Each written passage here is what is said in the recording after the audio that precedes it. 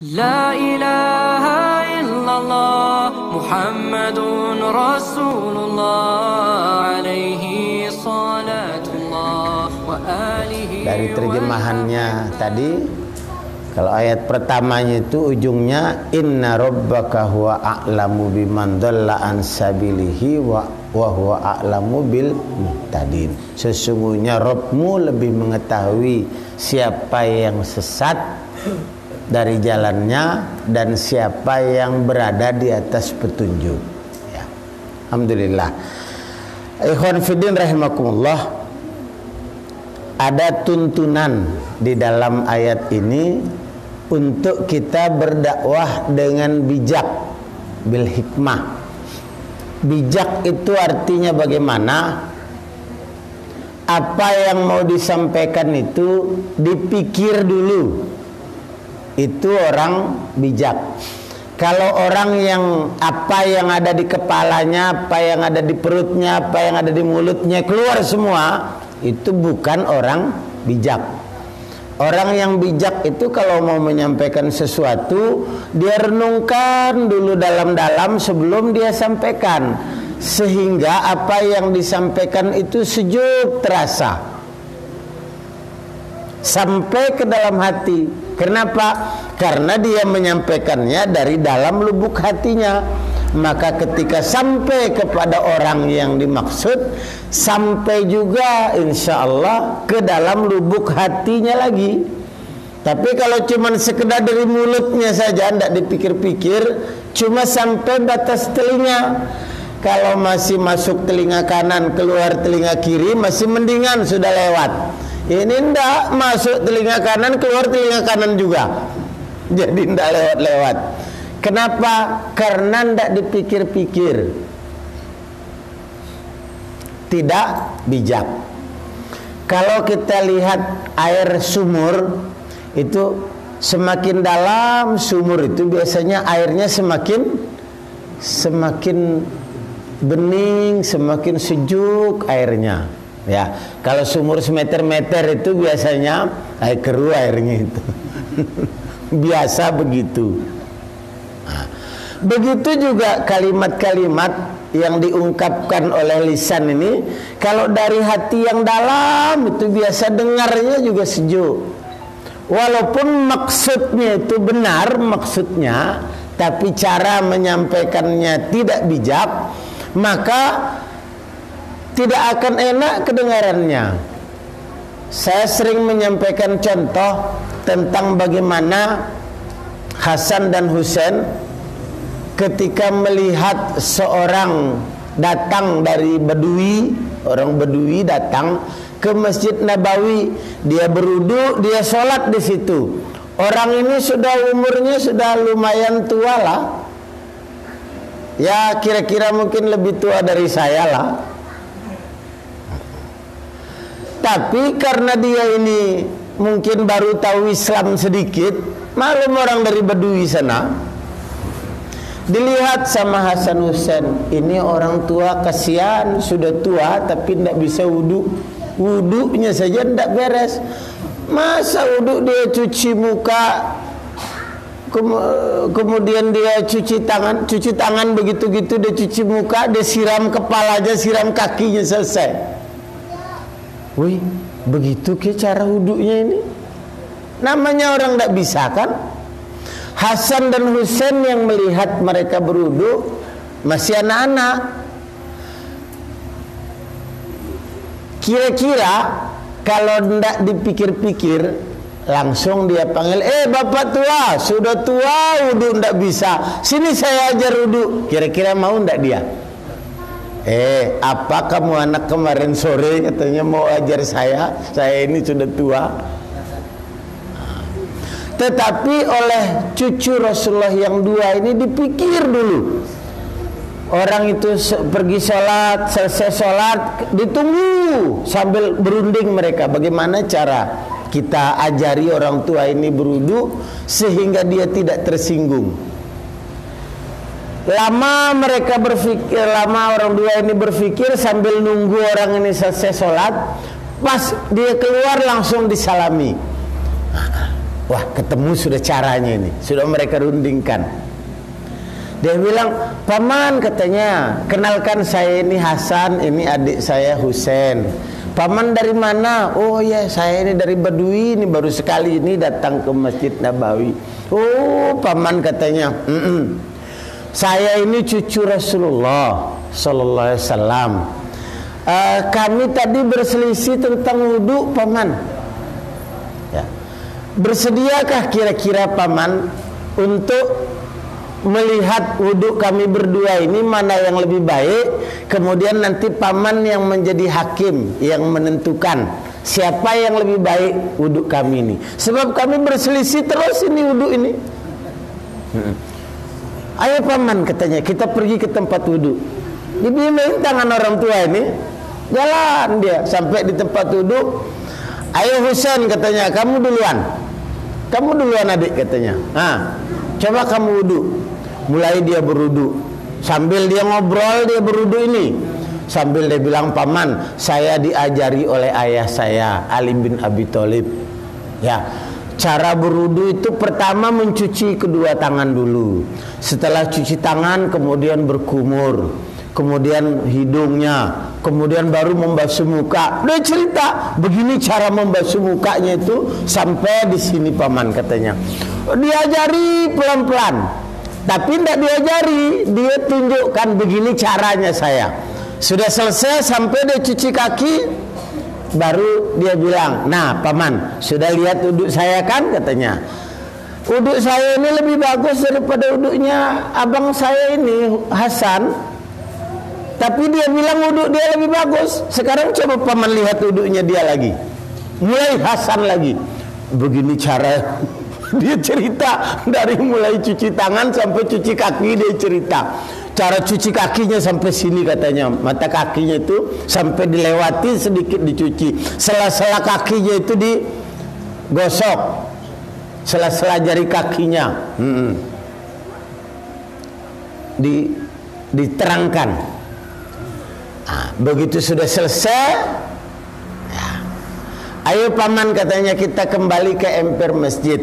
Duduklah Hasan di sebelah kanan, duduklah Husain di sebelah kiri. Paman katanya, ini kami berdua dipegang tangannya kiri kanan ini. Tinggal paman tentukan katanya mana yang lebih baik wuduknya kami berdua ini, biar kami tidak berselisih lagi. Tiba-tiba apa? Ya, dipeluk tangan anak dua itu sama paman ini.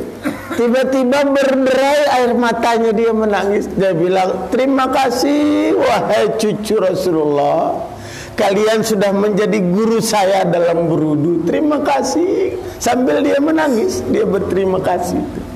Masya Allah ya. Kalian adalah cucu Rasulullah yang baik katanya. Terima kasih katanya. Kalian mau suruh saya jadi hakim kepada kalian katanya. Kalian inilah guru saya katanya. Terima kasih. Saya bangga ya, kalian cucu Rasulullah menjadi guru saya dalam berwudu. Terima kasih. Saya akan bawa pelajaran ini sampai di kampung saya katanya. Masya Allah ya. Kenapa sampai terurai air matanya, sampai ke dalam hatinya meresap? Kenapa?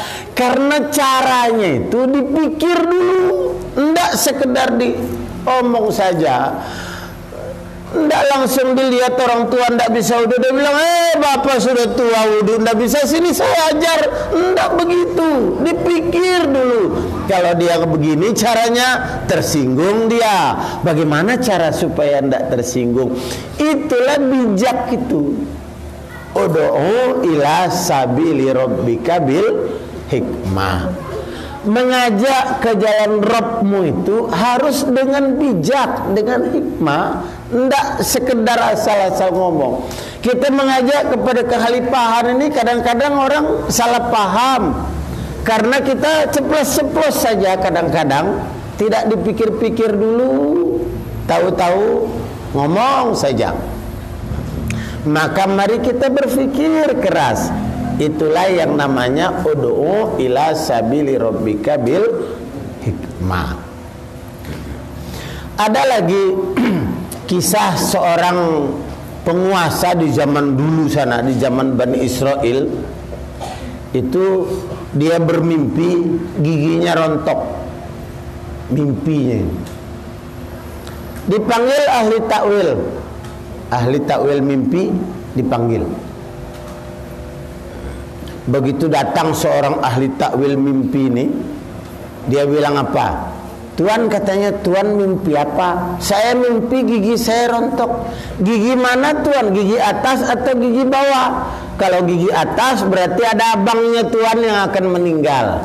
Kalau gigi bawah ada adiknya Tuan yang akan meninggal. Saya mimpi semua gigi saya rontok. Waduh Tuan, katanya, cilaka Tuan. Kenapa? Tuan akan menyaksikan abang-abang dan adik-adik Tuan meninggal semuanya. Kurang ajar kamu, kata siapa? Kata penguasa ini, raja ini. Kurang ajar kamu. Pengawal katanya, masukkan penjara orang ini. Kurang ajar katanya. Ya. Cari takwil, tukang takwil yang lain katanya. Jangan dia ini, kurang ajar ini. Datang tukang takwil yang lain, begitu juga ditanya, gigi mana Tuan? Semua. Waduh Tuan, saya udah berani, katanya, jangan penjara saya Tuan. Kenapa? Ya sama takwilnya sama yang tadi Tuan, katanya. Nggak ada takwil lain. Kalau gigi rontok itu mimpi itu umumnya sudah ada yang akan meninggal itu sudah, katanya. Jadi saya tidak tahu yang lain Tuan, katanya. Maaf ampun saya Tuan. Katanya sama kamu, katanya. Pengawal kasih masuk penjara orang ini. Akhirnya bingung orang kan, bagaimana mau mentakwilkan mimpi orang ini nih, kalau salah takwilnya. Masa kita mau bohong, katanya. Kalau tidak benar kita ngomong, salah juga. Jadi bagaimana cara ngomongnya ini? Ada seorang ahli takwil yang bijak. Dia pikir dulu bagaimana caranya. Ketemu. Dia datang, Tuan, katanya. Saya dengar Tuan bermimpi. Oh iya, katanya, saya mimpi gigi saya rontok semua. Selamat Tuan, selamat, katanya. Kalau yang tadi bilang apa? Celaka. Kalau yang ini selamat Tuan. Wah, selamat, bergembiralah Tuan, katanya. Katanya, memang apa takwilnya? Tuan akan menjadi orang yang paling panjang umur di antara semua saudara-saudara Tuan.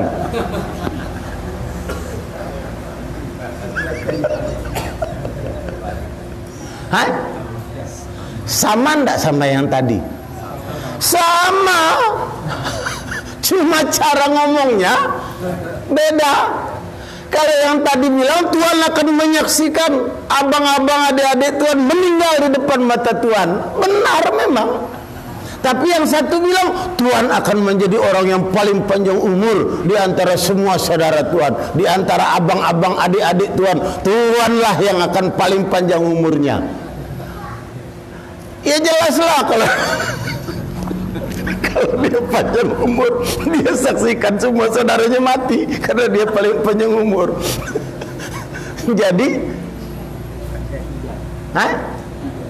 sama, cuma cara menyampaikannya berbeda.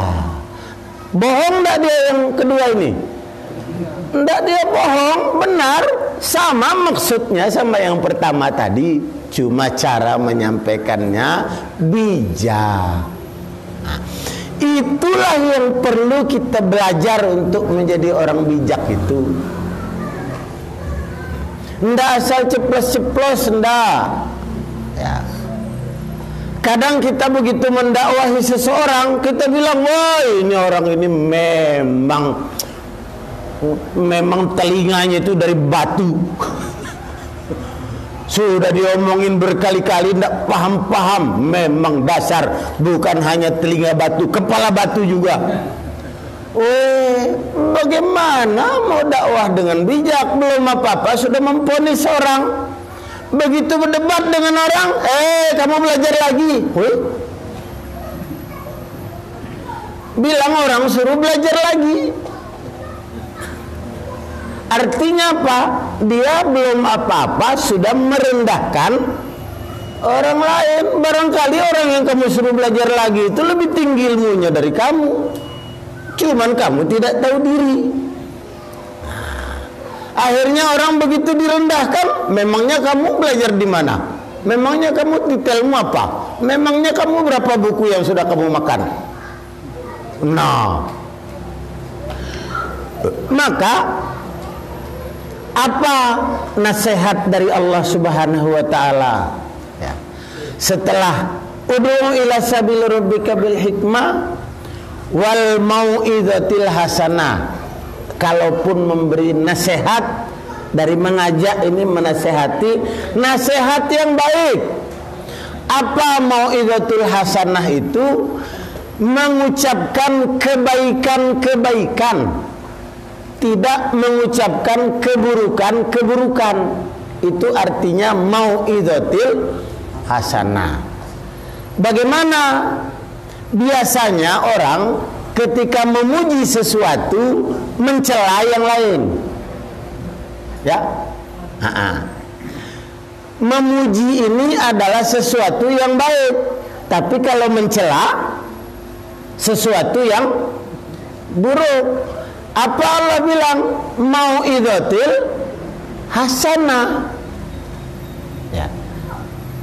Menyampaikan yang baik-baik saja, yang jelek itu tidak usah dicela. Tidak dicela juga memang sudah jelek. Jadi tidak usah diurus-urus yang jelek-jelek itu. Yang baik-baik yang kita puji. Kalau kita mau puji orang, kita cerita. Weh, saya kemarin dakwah di sana, ada Bapak A namanya itu.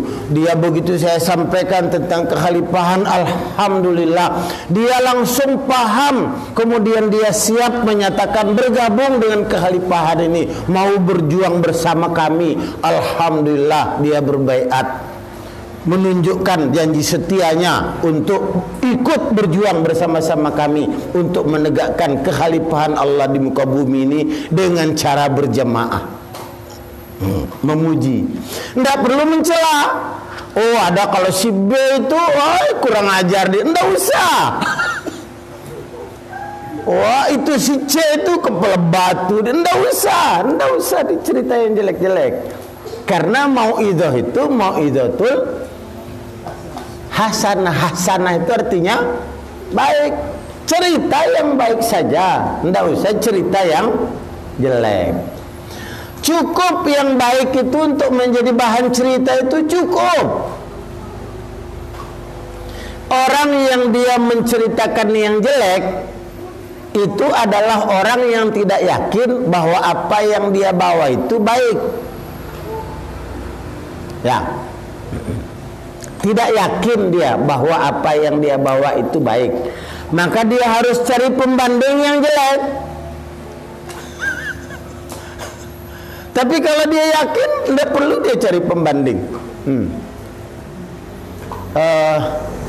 Beliau ini yakin bahwa dia tinggi. Antum kalau ukuran normal orang termasuk tinggi apa termasuk pendek? Oh, termasuk tinggi ukuran normal orang ya. Termasuk tinggi. Ya. Kira-kira untuk menunjukkan bahwa antum tinggi, antum perlu cari orang pendek enggak? Enggak perlu. Dia enggak perlu cari orang pendek untuk diukur. Saya ini tinggi, ini buktinya nih, ini ada orang pendek ini. Enggak. Orang yang enggak yakin bahwa dia tinggi, maka dia perlu cari orang dicela. Orang pendek yang dicela. Kalau orang dia yakin dia tinggi, tidak perlu cela-cela orang. Maka kita kalau yakin kebaikan yang kita bawa, tidak perlu kita mencela keburukan, tidak perlu. Oh, ini jemaah khilafatul muslimin inilah yang paling baik. Oh, tidak seperti jemaah zaman, tidak usah. Wal mau'izatil hasanah, yang baik saja. Terus kalau dia berdebat bagaimana? Wajadilhum billati hiya ahsan. Kamu berdebat dengan yang lebih baik. Ya. Dengan yang lebih baik bagaimana? Kalau dia debat kamu dengan hadis atau dengan pendapatnya, ini pendapat saya begini-begini. Maka kamu balas dia dengan hadis. Kalau dengan pendapat akalmu lagi, ya belum tentu lebih baik. Tapi kalau dia menyampaikan pendapat A, pendapat B, pendapat ulama ini, pendapat ulama ini, maka kalaupun kamu bantah, minimal bantah dengan hadis. Kalau dia sampaikan hadis, maka kalaupun kamu mau membantahnya dengan hadis lagi, hadis yang lebih sahih atau dengan ayat Quran. Kalau kamu dibantah dengan ayat Quran, bagaimana? Diam sudah. Tidak usah lanjut berbantah, tidak usah. Karena Quran itu ahsanal hadis. Ahsanal hadisi kitabullah. Fa inna ahsanal hadisi kitabullah. Kitabullah itu ahsan, dia paling baik. Maka tidak ada yang lebih baik darinya. Maka kalau kamu dibantah dengan Quran, diam sudah. Tidak usah lanjut. Ya, oh ya, terima kasih. Saya akan renungkan. Mungkin Anda benar, atau mungkin saya keliru dalam memahami ayat ini. Nanti kita akan renungkan bersama-sama. Sudah. Jadi nanti suatu saat ketika dia sadar bahwa dia ternyata keliru memahami ayat, dia tidak akan malu untuk datang konfirmasi ke kita. Ya. Tapi kalau sudah setingkat itu kita masih berbantah lagi, ya akhirnya apa? Sudah bodoh-bodohnya keluar, goblok-gobloknya keluar, semua, wah, apalagi kalau isi kebun binatang keluar. Begitu suatu saat, suatu hari dia sadar bahwa ternyata dia keliru, mau kembali lagi sudah malu, atau sudah sungkan, atau sudah jengkel. Terlanjur. Memang benar sih dia itu, tapi dah kamu kenduk, sudah terlanjur, saya tidak suka sama dia, biar sudah. Maka kita maksudnya berdakwah, tetapi ternyata di ujung-ujungnya kita menjadi penghalang dakwah itu sendiri. Orang begitu sudah sadar, begitu ingin bergabung, sudah sungkan, atau sudah jengkel, atau sudah marah. Akhirnya apa? Terhalanglah dia. Kenapa? Karena kita tidak wajadilhum billati hiya ahsan. Stop sudah. Inna rabbaka huwa a'lamu biman dhalla an sabilihi wa huwa a'lamu bil muhtadin. Allah lebih tahu siapa yang sesat, siapa yang dapat petunjuk. Allah lebih tahu. Jadi kalau dia sudah sampaikan ayat Allah, diam sudah, kembalikan sudah sama Allah. Sudah, selesai. Ya, paham ya? Baik. Ayat selanjutnya, ayat 126-nya itu tadi saya baca terjemahannya sedikit, ya. Fa in aqabtum, itu tindak lanjutnya. Kalau kamu disakiti, kamu mau balasnya jangan lebih-lebih, balas sekedar-kedar saja. Ya, istilahnya kalau kamu ditempeleng pipi kananmu, ya kamu balas tempeleng pipi kanannya lagi. Jangan kamu tempeleng dua-dua pipinya. Itulah ayat. Tapi kalau kamu sabar, maka lebih baik. Sabar bagaimana? Fasbir wa ma sabruka illa lillah. Sabar karena Allah, itu lebih utama. Insyaallah. Mudah-mudahan kita ini masih tetap bisa bersabar, insyaallah, ya, atas semuanya. Ikhwan fillah rahimakumullah, alhamdulillah kita bersyukur kehadirat Allah Subhanahu wa taala. Kita senantiasa berpikir untuk menyampaikan kebenaran itu kembali kepada Al-Quran dan Sunnah, ya. Tapi bukan berarti karena kita tidak bisa kemudian tidak menyampaikan. Enggak, oh saya ini kan kurang bijak jadi saya endaklah menyampaikan. Enggak, berusaha saja untuk bijak dan sampaikan saja. Balighu anni walau ayat. Kamu tahu satu ayat, kamu sampaikan satu ayat itu, tapi tidak usah ngotot. Kasih tahu, ini yang saya paham itu begini. Kalau Anda punya pemahaman yang lain, tolong kasih tahu saya. Saya ini masih belajar. Kita rendahkah kalau ngomong begitu? Rendah insya Allah. Ya. Lebih bagus bilang saya masih belajar padahal kamu sudah pintar, daripada bilang kamu sudah pintar padahal masih perlu belajar. Ya, alhamdulillah. Semoga Allah bimbing, semoga Allah kasih petunjuk kita semua insyaallah. Semoga Allah mudahkan perjuangan penegakan kebenaran ini tanpa dikotori dengan hal yang buruk-buruk insyaallah. Hadanallahu wa iyyakum ajmain, wabillahi taufiq wal hidayah. Wassalamualaikum warahmatullahi wabarakatuh.